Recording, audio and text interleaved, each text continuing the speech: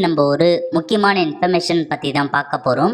அதாவது TNPSC group 2 மற்றும் group 4 எக்ஸாமுக்கான சிலபஸை மாற்றி அமைச்சு டிஎன்பிஎஸ்சி ஒரு முக்கிய அறிவிப்பு வந்து வெளியிட்டிருக்காங்க. இப்போ இதை பற்றின மொத்த இன்ஃபர்மேஷன் தான் இந்த வீடியோ வந்து பார்க்க போகிறோம். இந்த வீடியோ ஸ்கிப் பண்ணாமல் ஃபுல்லாக பாருங்க. அது மட்டும் அல்ல, இந்த வீடியோ நிறைய பேருக்கு ஷேர் பண்ணுங்க. டிஎன்பிஎஸ்சி சார்பில் 13/12/2024 அன்னைக்கு தான் அந்த செய்தியை வந்து வெளியிட்டிருக்காங்க. இப்போ இதில் என்ன சொல்லியிருக்காங்க அப்படின்றத நம்ம முழுமையாக வந்து பார்த்துடலாம். ஓகே, அதாவது தேர்வருடைய நலன் கருதியும் அரசு துறைகளின் தேவையை கருத்தில் கொண்டும் ஒருங்கிணைந்த குடிமைப் பணிகள் தேர்வு குரூப் 2க்கு பாருங்க. குரூப் 2 மற்றும் குரூப் 2க்கான முதல்நிலை தேர்வின் பொதுத்தமிழ் மற்றும் பொது ஆங்கிலத்திற்கான பாடத்திட்டம் வந்து மாற்றி அமைச்சிருக்கு அப்படின்னு சொல்லியிருக்காங்க. டிஎன்பிஎஸ்சி குரூப் 2 மற்றும் குரூப் 2க்கான முதல்நிலை தேர்வின் பொதுத்தமிழ் மற்றும் பொது ஆங்கிலத்திற்கான பாடத்திட்டத்தை மாற்றி அமைச்சிருக்காங்க. அதேமாரி டிஎன்பிஎஸ்சி குரூப் 4க்கான தமிழ் தகுதி மற்றும் மதிப்பீட்டு தேர்வுக்கான பாடத்திட்டமும் மாற்றி அமைக்கப்பட்டது.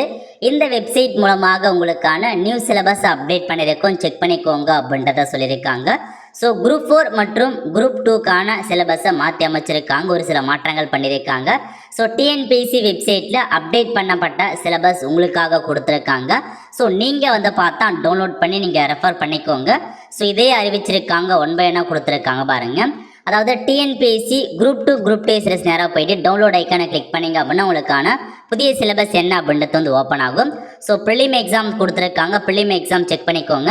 அடுத்த கட்டமாக குரூப் 4 கொடுத்துருக்காங்க பாருங்கள். இதில் போயிட்டு டவுன்லோட் ஆப்ஷனை கிளிக் பண்ணிங்க அப்படின்னா இந்த மாதிரி தான் சிலபஸ் உங்களுக்கு வந்து ஓப்பன் ஆகும். ஸோ நீங்கள் இப்போ இருக்க புதிய சிலபஸும் ஓல்டு சிலபஸும் செக் பண்ணி பாருங்கள், என்னமான கம்பேரிசன் கொடுத்துருக்காங்க, எதெல்லாம் புதுசாக ஆட் பண்ணியிருக்காங்க அப்படின்றத நீங்கள் கம்பேர் பண்ணி தெரிஞ்சுக்கோங்க. அதாவது குரூப் 4 பொறுத்த வரைக்கும் நார்மலாக வந்து பேப்பர் மொத்தமாக 2 இருக்க போது, ஒன்று வந்து தமிழ் மொழி கட்டாய தகுதி தேர்வில் 100 கொஷின்ஸ் வந்து வழங்குறாங்க.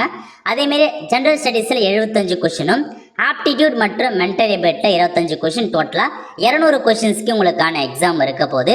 ஸோ ஃபஸ்ட்டு பார்ட் ஏல ஜென்ரல் ஸ்டடீஸ் கொடுத்துருக்காங்க பாருங்கள். 10th சிலபஸ் படி 75 கொஷின்ஸ் வந்து கேட்குறாங்க. அதில் ஜென்ரல் சயின்ஸுக்கு 5 மதிப்பெண்ணும் ஜியாகிரபிக்கு 5 மதிப்பெண்ணும் கொடுக்குறாங்க. அடுத்த கட்டமாக ஹிஸ்ட்ரி, கல்ச்சர் ஆஃப் இந்தியா மற்றும் இந்தியன் நேஷனல் மூமெண்ட்டுக்கு 10 கொஷின்ஸ் வந்து கொடுக்குறதா சொல்லியிருக்காங்க. ஸோ 10 கொஷின் இப்போதைக்கு ஆட் பண்ணியிருக்காங்க டிஎன்பிஎஸ்சியில். அடுத்த கட்டமாக இந்தியன் பொலிட்டியில் 15 கொஷின்ஸ் வந்து கொடுத்துருக்காங்க. அதுக்கப்புறம் வந்து பார்த்தா இதில் கொடுத்துருக்காங்க பாருங்கள், இந்தியன் எக்கானமி மற்றும் டெவலப்மெண்ட் அட்மினிஸ்ட்ரேஷன் இன் தமிழ்நாடு, இதை வந்து பார்த்தா 20 கொஷினாக வந்து கொடுத்துருக்காங்க. ஸோ இது வந்து பார்த்தா உங்களுக்கு மாற்றி அமைச்சிருக்காங்க. இந்தியன் எக்கானமி மற்றும் development administration of Tamil Nadu 20 questions வந்து கேட்குறதா சொல்லியிருக்காங்க. ஸோ இதில் வந்து பார்த்தா நல்லா ரெஃபர் பண்ணிங்க, ஏன்னா 20 கொஷின்ஸ் கேட்குறாங்க.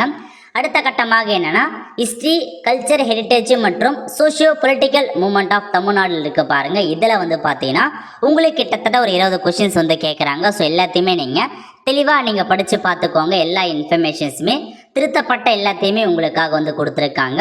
ஸோ இதில் அந்த இந்தியன் நேஷனல் மூமெண்ட் வந்து பார்த்தா எக்ஸ்ட்ராவாக ஆட் பண்ணியிருக்காங்க புதுசாக. ஸோ வேறு எந்த மாற்றமும் இல்லை. ஐஎன்எம், அதாவது இந்த இந்தியன் நேஷனல் மூமெண்ட், அதுக்கப்புறம் ஹிஸ்ட்ரி, எக்கனாமிக்ஸ் எல்லாமே வந்து பார்த்தா மெர்ஜி பண்ணி ஒரு சில இதை உங்களுக்கு ஆட் பண்ணியிருக்காங்க. இதான் வந்து மாற்றமாக இருக்குது. ஸோ அது மட்டும் இல்லாமல் அப்படியே கீழே வந்தீங்கன்னா பார்ட் பியை பொறுத்த வரைக்கும் ஆப்டிடியூட் மற்றும் மென்டல் எபிலிட்டியில் கேட்குறாங்க 25 கொஷினு, ஆப்டிடியூட் 15 கொஷினும், ரீசனில் 10 கொஷின்ஸு கேட்குறாங்க.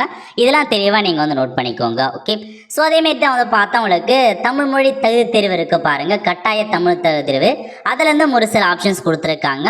இதில் வந்து பார்த்தா என்னமான மாற்றம் இருக்குது அப்படின்றது நீங்கள் ஓல்டு சிலபஸ் படி கரெக்டாக ரெஃபர் பண்ணிக்கோங்க. ஸோ இலக்கியம் ப்ளஸ் தமிழறிஞர்களை வந்து பார்த்தா ஒரு சில ஆப்ஷன்ஸை கொண்டு வந்திருக்காங்க. அதேமாரி அந்த திருக்குறள் அதிகாரத்தை வந்து பார்த்தா குறைச்சிருக்காங்க, 20 வந்து குறைச்சிருக்காங்க. இதிலையுமே உங்களுக்கு அதாவது நீங்கள் புக்கை வந்து பார்த்தா 10th ஸ்டாண்டர்ட் புக்கை நீங்கள் ரெஃபர் பண்ணவே போதுமானு அதில் தான் கொஷின்ஸ் இருக்கும் அப்படின்றத மென்ஷன் பண்ணியிருக்காங்க. ஸோ அதிகபட்சமாக என்னமான மென்ஷன்லாம் பண்ணியிருக்காங்க அப்படின்றத நீங்கள் இலக்கணம், அதாவது இந்த தமிழ் மொழி என்னென்ன கேட்டிருக்காங்க எல்லாத்தையுமே நீங்கள் செக் பண்ணி பார்த்துக்கோங்க. ஸோ 20 அதிகாரங்கள், அதாவது திருக்குறளில் 20 அதிகாரம் மட்டும்தான் கொடுத்துருக்காங்க. இதுக்கு முன்னாடி 25 இருந்துச்சு, மாற்றி அமைச்சிருக்காங்க. இந்த மாதிரி ஒவ்வொரு டாப்பிக்கும் அதுக்கான கொஷின்ஸ் என்ன அப்படின்றத அப்டேட் பண்ணியிருக்காங்க. கீழே சொல்லியிருக்காங்க பாருங்கள். குறிப்பு என்னென்னா அழகு, அதாவது குரூப் 4க்கான பாடத்திட்டம் 10ஆம் வகுப்பு வரையிலான பாட புத்தகங்களை அடிப்படையாக கொண்டது. ஸோ 10th இருக்கிற பேஸ் பண்ணி தான் கொண்டது. ஸோ நீங்கள் 10th இருக்க சிலபஸ் ரெஃபர் பண்ணாவே போதும் அப்படின்றத சொல்லியிருக்காங்க. ஒரு சில மாற்றங்கள் கொண்டு வந்திருக்காங்க, ஒரு சில டாபிக் எக்ஸ்ட்ரா கொஷினை ஆட் பண்ணியிருக்காங்க. ஸோ கொஷின் மார்க்கும் ஆட் பண்ணியிருக்காங்க. அதேமாரி ஒரு சில சிலபஸை மெர்ஜ் பண்ணிட்டாங்க, ஒரு யூனிட்டுக்குள்ளே இன்னொரு யூனிட்டும் சேர்த்து மெர்ஜ் பண்ணியிருக்காங்க. இதுதான் உங்களுக்கான அப்டேட். அதேமாரி வந்து பார்த்தா ஜென்ரல் இங்கிலீஷை பொறுத்த வரைக்கும் டிஃப்ரெண்ட் டேபிள் பர்சன் அவங்களுக்கு மட்டும்தான் ஜென்ரல் இங்கிலீஷ் இருக்க போது இதெல்லாமே கண்டிப்பாக நீங்கள் தமிழ் மொழி கட்டாய தகுதியில் எழுதிதாகணும். ஓகே, ஸோ நீங்கள் கம்பேரிசன் பண்ணி பாருங்கள் இதுக்கும் ப்ரீவியஸுக்கும் என்னமான இன்ஃபர்மேஷன்ஸ் கொடுத்துருக்கான்னு. சேம் அதே மாதிரி தான் குரூப் 2 மற்றும் குரூப் 2க்கான சிலபஸை வந்து அறிவிச்சிருக்காங்க. ஸோ செக் பண்ணி பார்த்துக்கோங்க, ப்ரீவியஸுக்கும் எதுக்கும் நீங்கள் செக் பண்ணி பாருங்கள். ஓகே, அவ்வளோ ஃப்ரெண்ட்ஸ். ஸோ இதான் உங்களுக்கான இன்ஃபர்மேஷன். இப்போதைக்கு ஒரு சில மாற்றத்தை மட்டும் தான் கொண்டு வந்திருக்காங்க, அதிகபட்ச மாற்றம்லாம் கிடையாது, பயப்பட வேண்டியதில்லை. ஸோ இருக்கிற யூனிட்டை வந்து பார்த்தா மெர்ஜ் பண்ணியிருக்காங்க, ஒரு சில யூனிட்டுக்கு அதிகபட்ச கொஸ்டின்ஸ் கேட்குறதா சொல்லியிருக்காங்க. மற்றபடி எதுவும் வந்து பார்த்தா புதுசாலாம் ஆட் பண்ணுறது கிடையாது, ஜஸ்ட் வந்து பார்த்தா மாடிஃபிகேஷன் பண்ணி சேஞ்ச் பண்ணியிருக்காங்க, அவ்வளோதான். ஓகே, அவ்வளோ ஃப்ரெண்ட்ஸ். ஸோ இதான் உங்களுக்கான இன்ஃபர்மேஷன். ஸோ நிறைய பேருக்கு வந்து பார்த்தா இந்த சிலபஸ் சேஞ்சான்னு தெரியாது இருக்காது, மறக்காமல் உங்களுக்கு ஷேர் பண்ணுங்கள். ஸோ நியூ சிலபஸ் பண்ணி நீங்கள் படிக்க ஸ்டார்ட் பண்ணிக்கோங்க, ஆல்ரெடி படிச்சிருப்பீங்க, இது புதுசாலாம் எதுவும் கிடையாது, இருந்தது தான், பட் ஒரு சில மெர்ஜ் பண்ணி கொடுத்துருக்காங்க, அவ்வளோதான்.